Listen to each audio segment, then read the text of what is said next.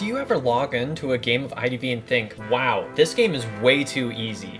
Well, do I have a solution for you. Say hello to Mad Eyes, your new favorite hunter. In this video, I will be going over my top 5 tips that I would give to improve your Mad Eyes gameplay. If you think that this hunter is the trappiest hunter in the game, think again. Mad Eyes has some of the most insane traps that you could ever think of. Just look at this example on Red Church. This is just one of the many setups Mad Eyes can have. This one is the most famous one on Red Church. If a survivor decides to spawn in Red Church and is any other character besides Priestess, this can be executed.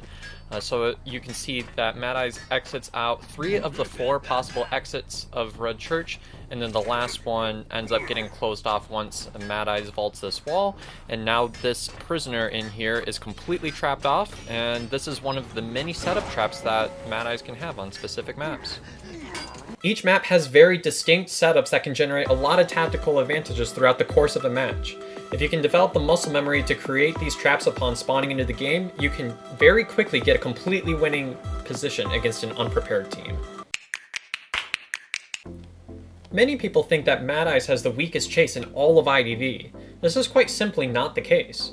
When chasing with Mad Eyes, make sure that you block off a lot of key areas. Whenever you run next to a console in the middle of a chase in the early game, you can use it to block off specific clutch points to get a hit.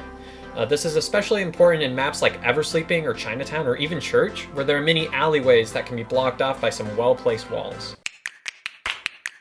Unlike other hunters, there are some chairs that are very good for camping and some chairs that are very, very bad for camping. When looking for a place to chair, good chairs are generally ones that can be completely blocked off by a single wall. Well-prepared survivors will generally instantly rescue a survivor if they're going to be chaired before you have a chance to wall off the chair from the rescue. During this process, you should try to see if you can delay the rescue. If survivors don't rescue quickly, there are many cases where you can stall out a rescue past half or block off the rescue completely.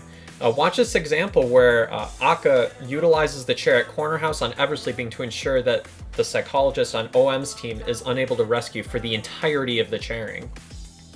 So this footage was taken from Koa 7. In this match, Omni was facing RC in the group stage, and Akka decides to play Mad Eyes here. Now, Akka ends up getting this chair in the Corner House, which is pretty known to be one of his best chairs, if not the best chair on this map. And the reason being that you can see this is one of those chairs that can be blocked off by one wall very easily. Walls that are placed next to chairs will disappear faster, so this becomes very important that you can place multiple walls on the chair without the console draining too much energy.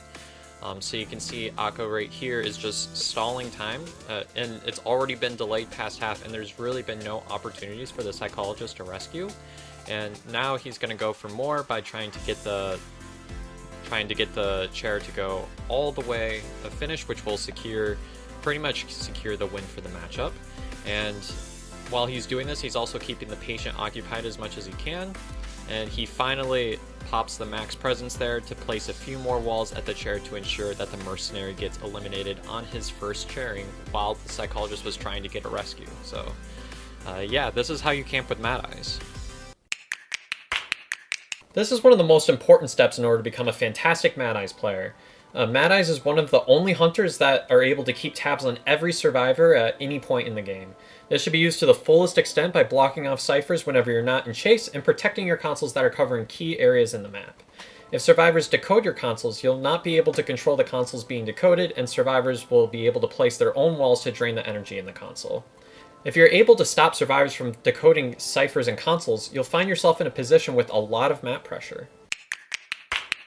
There are many times in the middle game where you're able to get survivors downed on the opposite side of the map, but a lot of times you're not actually able to get over on your way to chair the survivor. In this case, you can do what we call baby caging the survivor. To do this, you want to completely surround the survivor with walls. Many players will call this super toxic, but many times it can be a key part of strategy if you're not able to get in an area to pick up a survivor and take them to the rocket chair. If you're looking for some additional Mad Eyes content to study, here are some maps prepared by Dreaming Burb, one of NAU's best Mad Eyes players on the server. These maps are color-coded, and there will be a key in the lower corner to let you know what each of the color indicators means. And this can teach you a lot about how the consoles interact with the map.